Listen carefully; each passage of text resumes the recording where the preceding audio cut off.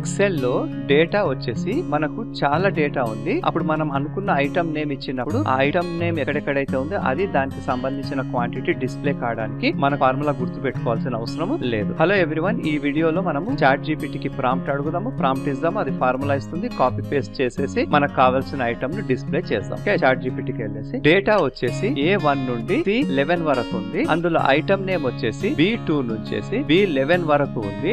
నేను G2 లోపల ఏ item name ఇస్తే దానికి సంబంధించిన ఇన్ఫర్మేషన్ డిస్ప్లే చేయడానికి ఫార్ములా ప్రాంప్ట్ వచ్చింది. ప్రాంప్ట్ ను మనం రన్ చేద్దాము. అంటే ఫార్ములా అంటే చూడండి, ఇక్కడ ఇచ్చేసింది ఏమని, ఫిల్టర్ అని ఇచ్చింది. అంటే ఫిల్టర్ ద్వారా ఇట్ ఈస్ పాసిబుల్ అనమాట. ఇప్పుడు చూడండి A2 to C11 అంటే మన డేటా మొత్తం ఉంది. మనకు కావాల్సిన ఇండెక్స్ ఇక్కడ సర్చ్ వాల్యూ ఇండెక్స్ ఇక్కడ చూడండి B2 నుండేసి B2 నుంచి B11 వరకు. అందులో మనం ఉన్న ఐటమ్ ను టైప్ చేయాలన్నమాట. అది కూడా ఇక్కడ G2 లోపల. ఎందుకు అట్లా ఇస్తున్నాం అంటే G2 లోపల మనం ఏది కావాలిస్తే అది, అంటే మనం టీవీ కావాలిస్తే టీవీ, ఇక్కడ ఏది టైప్ చేస్తుంటే దానికి సంబంధించిన ఇన్ఫర్మేషన్ వస్తుంటది. ఓకే, ఇక్కడ మనం పేస్ట్ చేద్దాం, ఫార్ములాని పేస్ట్ చేసేసి ఎంటర్ చేద్దాం. ఇక్కడ ఫార్ములా ఉంది. ఓకే, అయితే ఇప్పుడు G2 లో కదా మనం ఇచ్చింది, G2 లో వచ్చేసి టీవీ అని ఇస్తుంది. అంటే ఏది ఇస్తే అది వచ్చేసి డన్ వచ్చేసింది. చూడండి 1 3 వచ్చింది. ఎందుకు 1 లో టీవీ ఉంది, 3 లో టీవీ ఉంది, నెక్స్ట్ వచ్చేసి 5 లో టీవీ ఉంది. అట్లా ఎక్కడెక్కడైతే టీవీ ఉందో అది మాత్రమే వస్తుంది. దానికి సంబంధించిన క్వాంటిటీ అనమాట. 100 100 100 100 ఏ ఐటమ్ ఎప్పుడు ఎంత క్వాంటిటీ అమ్మినామని తెలుస్తుంది. Okay, thank you for watching this video. Please like, share and subscribe.